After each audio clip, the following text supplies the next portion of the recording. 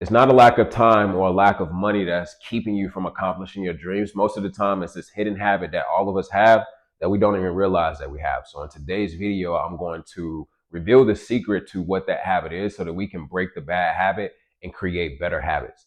Truth and reality is, like, we have to stop blaming time, because it's not even really a harsh truth. It's just the reality. We all have 24 hours out in our day. So the reason why someone else may be in the position that you might feel like you should be in, simply because they were just consistent with it long enough. And it's not about comparing yourself to anyone else, but it should be somebody that is in your circle that is motivating you to continue to take action.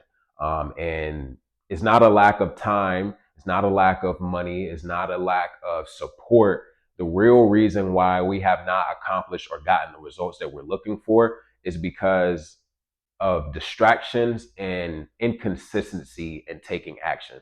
So today we're going to break that chain, and we're going to figure out and identify what our distractions are. And then we can go back and, figure out how we can take consistent action. I know for me specifically, I started tracking my time. Like, I started doing this back in 2020, and it is something that really has, helped me in a lot of ways, because being a full-time entrepreneur, my time is my money. So, like, how I'm spending my time, like, I let go of the 9 to 5 to work a 6 to 9, and that is 15 hours, not just, 3 hours. So it's like, for me, every time that every minute that I'm up, I'm constantly thinking or trying to get closer to where it is that I desire to be. And it wasn't until I started tracking my time that I realized, hey man, like, I'm spending an extra 2 hours just doom scrolling on social media, or I'm spending 4 to 5 hours. Like, my screen time went from being 9 hours a day to I cut it down to around about 4 to 5 hours per day. And that 4 to 5 hours was just simply me needing to be on the phone or having some type of intent, with being on my phone. The less time that I spent on my phone, the more time I was able to spend taking action on doing something that was actually going to benefit me in some type of way. Whether that was, working towards the business, or whether that was, spending time with family or friends, or just being in the moment and not being distracted by my phone, because I feel like work and life balance is extremely important. And not understanding where you're putting your time, you can look up and feel like, man, time is moving way too fast. But time has been stolen from us, and we have, devoted a lot of our time into things that may not be serving us in the best way. So all we have to do is figure out what those things are, and then change the things that we don't like to fit what it is that we are actually trying to accomplish. So the first habit that we have to all break is pretty much the scrolling trap. We all have the scrolling trap. In today's time, like, the scrolling trap is just spending time on social media. And it's important to understand, you know, what these algorithms are actually put here for, in order to understand how to change, something that may not be as a benefit to us. All of these apps are free: Instagram, TikTok, YouTube, Facebook, Snapchat, Google. Any social media app, for the most part, is completely free, but they understand that their time, or your time, is how they're able to make money. Because on these platforms, although that they are free, we are paying them with their time. And there's people that are making money on these platforms, or from these platforms, by understanding how to grab people's attention in the time that they're spending on the apps through advertisements. And then they're able to hold that attention long enough to be able to monetize the attention. So essentially, YouTube and Facebook and Snapchat and all of these people, like, they are making money off of us spending our free time with them, because eventually they understand that there's going to be people that are out here that are running ads that are going to be paying to be put in front of more people. And the people that are able to grab the attention and hold the attention the best are able to monetize it. And they're making money from grabbing people's attention. Why would they not continue to spend money? So as far as doom scrolling, like, their entire, or like, going through the scrolling trap, their entire purpose is to keep us on their app. Like, if we get on their app and we're not on there for 30 minutes at a time, then the content pretty much is bad. That's how the algorithm is looking at it. Everything is based off of watch time. So if there's videos out there, and I study my analytics, Like the videos that perform better, the videos that are pushed to more people are the videos that I create that has a higher watch time. So we have to realize that this is the biggest trap that all of us are going through if we have the phone inside of our hands. So one thing that I've done in order to be able to help me not spend so much time on social media is just by setting app limits. So like for me, I set a social media app limit for an hour a day because reality is I do have to spend time up there in some type of way. To me, as a consumer, as somebody that's not just always putting something out there, because I truly want to be able to understand the algorithm to be able to, get in front of more people. So I have to spend time on both sides. However, like that time is being tracked. In that time, I'm actually using it, although I'm doing it for entertainment, I'm still having some type of intent with trying to be able to take something away from it. A lot of us are just on the app and we are just scrolling with no intent. We're just, entertained. It's entertainment. It's keeping and grabbing our attention. But we have to also realize that every hour spent on social media is an hour that is taken away from you being able to do something for your dreams. I always used to say, I don't have the time to do this, or like I wanted to, create content full time, but I always said I don't have time to edit. I don't have time to shoot videos. It wasn't that I didn't have the time. It was just like I wanted to spend my time doing something like doom scrolling, looking at my phone like 3 to 4 hours a day instead of saying, hey man, like let me just be strict with myself, because nobody else is going to come and make me do this because this is something that is going to add value to me and I'm trying to build business for self. I have to be real with self and say, hey, let me stop spending 2 hours here and just go and spend 2 hours creating content and see where that can be able to get me. So it's still wherever that is for you, figure out how much time you're spending on these apps and cut it in half.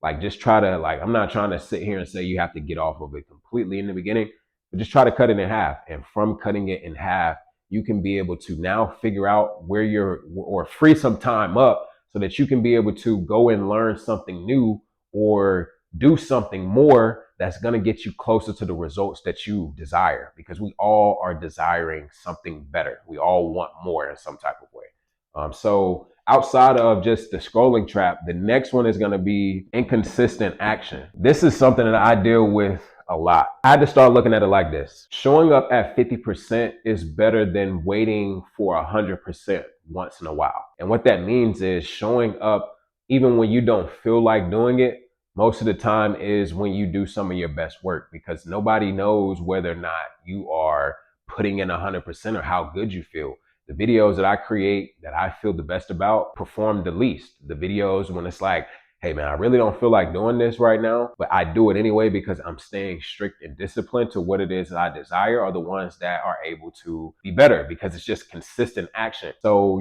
inconsistent action is a difference from intensity and consistency. Intensity is, hey, I feel 100% and I go all in, but I go all in and then I disappear for 5 days. Those 5 days that I'm not remaining consistent is breaking my momentum. When it's like, it'll be better if I showed up at 25% or 50%, every single day, regardless of how it is that I felt, then I would be able to create momentum, and that momentum would eventually push me forward. And then the days that I do feel 100%, like I'm compounding on my bad days in a way and making it possible for me to grow a lot faster because I just continue to keep the ball rolling. So inconsistent action, momentum is always going to beat perfection. It's something that I have to drill inside of myself every day because I am a growing perfectionist, man. Like I'm trying to overcome being a perfectionist. Has a lot of good things, has a lot of bad things. But one thing that I don't like the most is I feel like everything has to be right before I take action on it. And that is a curse, because if you're always waiting for the right moment, you're missing out on the time when you can create the right moment. So inconsistent action, make sure that we take the end out of it and we make this consistent, regardless of how we feel, because this habit of inconsistency is holding us back. I know that I've started and stopped so many times. And then I look back and I say, wow, man, if you would have just remained consistent, where do you think that you could be right now? And that's a conversation that I've had with myself a lot. So for anybody out there that has the habit of inconsistent action, just show up, man. Show up better than you did yesterday. If you can only give 10% today, that's okay. If you can only give 1% today, that is okay. But make sure that you are always adding towards your future. Then the last thing is going to be shiny object syndrome. I've detached from a lot of materialistic things in the past, couple of years, but as far as objects, like the shiny object syndrome is feeling like you have to bounce or jump from idea to idea just because it's a trend or just because it's popular. I know for me specifically, having it all and losing it all, on my downfall, the reason why I was losing it all wasn't because I was investing or spending money on materialistic things. It was I was trying to invest my money into 10 to 15 different things, thinking that, hey, like I've always heard that you need 7 streams of income in order to become a millionaire. So let me try to go and invest into 7 different things. And me trying to invest into 7 different things, all that led to me was I'm putting maybe 10% into all 7 different things instead of giving 100% into one thing in order and staying consistent with it long enough in order for me to be able to compound and then be able to diversify later. So the shiny object syndrome, especially when we are, spending time on media and spending time around other people, like it's natural to want to, do what we see. But that's why it's important for us to daily close our eyes and remember the vision that we have in our head and realize that the vision in our head is the long-term vision. The stuff that we see right now is only temporary. So if what you want in the long term is not matching what you have in the temporary, then you have to continue to stay focused on one thing until you actually have the success, instead of jumping around from thing to thing and realizing or asking the question, why am I not where I want to be yet? It's because you have not stayed consistent with one thing long enough. And in the age or the year of 2025, it's extremely hard to just say, how can you not do that? Because we see popcorn success, everything around us. It's like this generation wants things fast. And with technology, it is one of the best times to be able to have things fast because everything in life loves speed. Well, I would say money loves speed. So it's easier to make a lot of money faster than it is to make money slower. However, you have to be able to focus on getting great at one thing. And once you are great at that one thing, then you can diversify later. And that's advice that I have gotten from every successful mentor that I have actually sat down and been able to talk with. It's like my problem I identified was you're trying to focus into too many different things at once. And when you jump from idea to idea, it pretty much sets you back every time because you may go and start and do this. You might have got from 0 to 3 on this one thing here, but you want to go and start something new, but you're starting back at 0 instead of going from 3 to 4 and from 4 to 5. And then once you get to 8 or 9, saying, hey, is it even important for me to diversify, or can I continue to scale and compound and get this even further or push this even further? Our dreams just need more focus. Our dreams don't need more money. It's not a lack of money. It's not a lack of time because we all have the same 24. It's not a lack of support because you got to be able to support yourself and be able to be your biggest fan before anybody else is your biggest fan. You got to believe in you before you can expect anybody else to believe in you. But your dreams are going to come from you focusing, and you have to protect it like your life depends on it, because it does if you really want it bad enough. So that's going to conclude today's video. I hope you guys enjoyed.